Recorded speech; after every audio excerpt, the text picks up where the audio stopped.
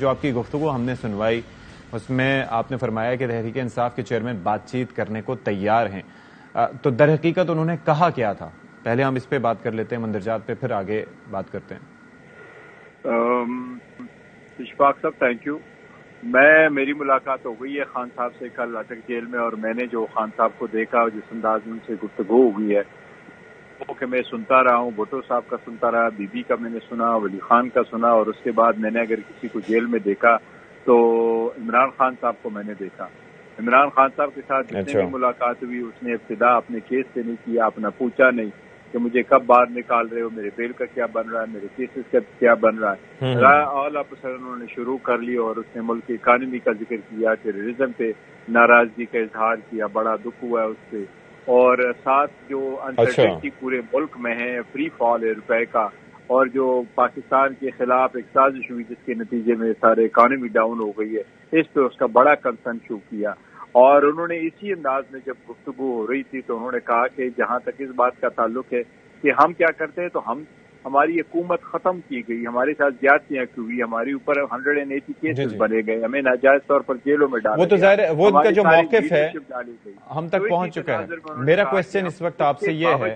جو آپ کا بیان تھا بیسیکلی اس سے متعلق مجھے بتائیے گا ذرا۔ وہ انہی تناظر میں کہ 180 کیسز بنے، جیلوں میں ڈالا گیا، لیڈرشپ انڈر گراؤنڈ ہے یا لیڈرشپ کے خلاف کیسز بنے، ان کے فیملیز کے خلاف، لیکن ان سب چیزوں کو فشپوز پر ڈالتے ہوئے ہم آگے سب کے ساتھ بات کرنے کو تیار ہے تاکہ فری اینڈ فیئر الیکشن ہو۔ بیکاز خان صاحب یہ سمجھتے ہیں کہ اگر فری اینڈ فیئر الیکشن ہو جائے تو ملک آگے بڑھ سکتا ہے، اور اگر الیکشن نہ ہو تو انسرٹنٹی بڑھے گی اور اکانومی خراب ہو جائے گی۔ اچھا، تو پھر اس کے لیے انہوں نے کہا کہ وہ کسی کو نامینیٹ کریں گے؟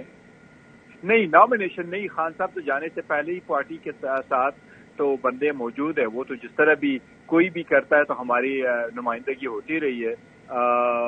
الیکشن کمیشن کے ساتھ ہم 4 بندے نامینیٹ ہو کے گئے تھے، علی ظفر صاحب تھے، میں تھا، بابر روان صاحب تھے، اور بیرسٹر عمیر صاحب تھے، عمیر نیازی صاحب تھے۔ ہم تو جا کے پی ٹی آئی کے ساتھ تو ہم ذکر گفتگو کرتے رہے الیکشن کمیشن کے ساتھ۔ اچھا، تو اس کے اندر یہ تو ایک بیسک سی بات تھی جو انہوں نے کی، تو آپ کو کیا لگتا ہے، بیکاز آپ لیگل ایکسپرٹ بھی ہیں، اس سے ڈیل کا تذکرہ اور اس کی افواہیں کیوں گردش کر رہی ہیں کہ جی وہ این آر او مانگ رہے ہیں یا ان کا کوئی نقطہ نظر ہے؟ ڈیل کے سلسلے میں تو دو ٹوک الفاظ میں انہوں نے کہا کہ میرا جینا مرنا ہی پاکستان میں ہے، میرا باہر کیا کچھ ہے جو میں کوشش بھی کروں گا۔ وہ تو ایون جیل جانے سے پہلے کہہ چکے کہ میرا نام بے شک ECL پہ ڈال دے۔ یہ تو جو مخالفین ہے جو سمجھتے ہیں کہ خان صاحب کو کسی طریقے سے بریک کرے، انہوں نے ہر طریقے سے آزمایا، وہ کیسز میں بھی آزما چکے تو اس میں بھی ان کو بریک نہیں کر سکے، جیل میں بریک نہیں کر سکے، تو وہ کیریکٹر اسیسینیشن کی طرف جاتے ہوئے کہ شاید وہ اب راضی ہے کہ باہر چلے جائے، تو انہوں نے 2 الفاظ میں کہا ہے کہ یہ سب جھوٹ ہے، سب غلط ہے، نہ کوئی ایسی بات چیت ہوئی ہے، نہ کوئی ایسی آفر آئی ہے، نہ کبھی وہ کبھی ایسے ایکسپٹ کریں گے۔ This is of the book. چلیں، thank you so much. Barrister Gohar صاحب آپ ہمارے ساتھ موجود تھے اور جو ملاقات ہوئی اس کا احوال مختصراً انہوں نے بتایا۔